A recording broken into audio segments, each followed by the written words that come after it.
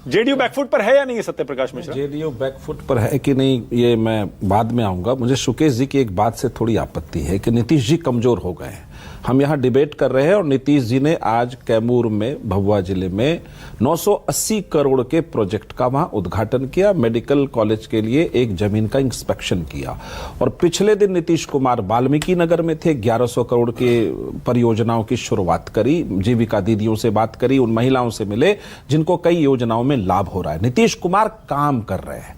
नीतीश कुमार ये उधर तू में इसमें नहीं फंस रहे। नीतीश कुमार अपने काम पर ध्यान दे रहे हैं और बिहार में उन्होंने स्पष्ट कहा कि 50 लाख रोजगार के अवसर पैदा किए, 12 लाख सरकारी नौकरी है उसमें और 38 लाख रोजगार के अवसर। और ये डेटा कंप्लीट डेटा है। बेरोजगारी दर वो 15% बता रहे हैं खड़गे जी। मैं अभी दिखा दूं कितना है। 3.3% ग्रामीण बेरोजगारी दर है और 5.6% शहरी बेरोजगारी। और ये मेरा कोई डेटा नहीं है। तो झूठ बोल रहे हैं खड़गे जी? बिल्कुल सफेद झूठ है, ये सफेद झूठ। प्रशांत किशोर भी झूठ बोल रहे हैं। मैं आता था उस पॉइंट पे। आप चूंकि रैपिड फायर राउंड करना चाहते हैं, मैं उस पॉइंट पे आता हूं। देखिए, प्रशांत जी अपनी यात्रा में निकले थे गांधी जी की समाधि से। वो गांधी जी का आश्रम है, सॉरी समाधि नहीं, भीतिहरवा से। उनकी भाषा शालीन थी।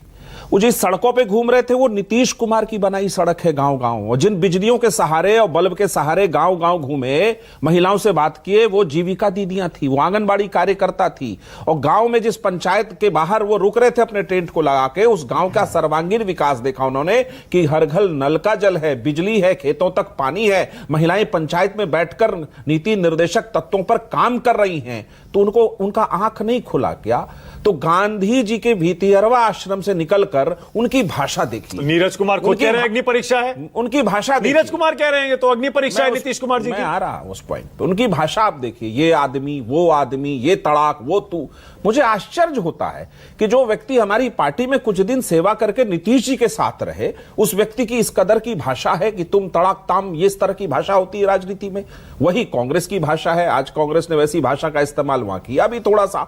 मेरा महत्वपूर्ण प्रश्न यह है कि क्या जनता दल यूनाइटेड और भारतीय जनता पार्टी के साथ और जो पार्टियां हैं, लोक जनशक्ति पार्टी, जीतन राम मांझी जी की पार्टी और उपेंद्र कुशवाहा जी की पार्टी, वो बिहार के विकास के लिए, उसके सर्वांगीण विकास पर प्रतिबद्धता अपनी दिखा रही है, काम करके दिखा रही है या नहीं दिखा रही है? पॉइंट 1। मैं 5वीं बार पूछ रहा हूं। मैं 5वीं बार आपको अशोक चौधरी पर जवाब क्यों नहीं दे रहे? मैं स्पष्ट जवाब दूंगा उस चीज पर। दीजिए ना फिर। आप उसी पर पहले रैपिड फायर आ रहे हैं। अरे रैपिड फायर नहीं, सुकेश भाई ने बात कही, मैंने उसका प्रतिकार किया कि नीतीश कुमार मुस्तैदी से बिहार के विकास के लिए काम कर रहे हैं। और नीतीश जी का एक स्लोगन है, बहुत फेमस लाइन है, वो न किसी को बचाते हैं न किसी को फंसाते हैं। और ऐसी बातें प्रवक्ता करने के लिए कहते थे वो। हाँ, एक्सप्लेन करने के लिए कर दीजिए जो भी है, जैसे तेजस्वी के टाइम किया था। बोला एक्सप्लेन करने के लिए। अशोक चौधरी जी ने प्रशांत किशोर जी को 100 करोड़ डैमेज का, मानहानि का नोटिस भेजा है। अब ये मामला लीगल है और प्रशांत किशोर उस पर जवाब देंगे। नहीं जवाब देंगे तो अशोक चौधरी जी के पास न्यायालय जाने का रास्ता है। प्रशांत किशोर जी जिस मॉडल पर काम कर रहे हैं बिहार में, वो है धड़धड़ा मॉडल कि एक आरोप मार दो इन पर, एक उस पर, एक इस पर, बम फोड़ते रहो। राहुल गांधी जी के थोड़े फोटोकॉपी में चल बोले वो कह रहे हैं ये तो झुरझुरी थी, अभी बम आने वाला है। नहीं, वो घूमे, वो अशोक चौधरी के खिलाफ कह रहे हैं और सबूत देंगे, वो बम लेके घूमे। लेकिन मैं एक चीज बताऊंगा, प्रशांत किशोर जी का एक इंटरव्यू अभी हाल फिलहाल का है जिसमें उन्होंने कहा है कि नीतीश जी जैसा ईमानदार व्यक्ति उन्होंने नहीं मिला कभी उनको, न कभी देखा, क्योंकि उन्होंने उनके साथ काम किया और उन्होंने नीतीश जी की बड़ी तारीफ करी।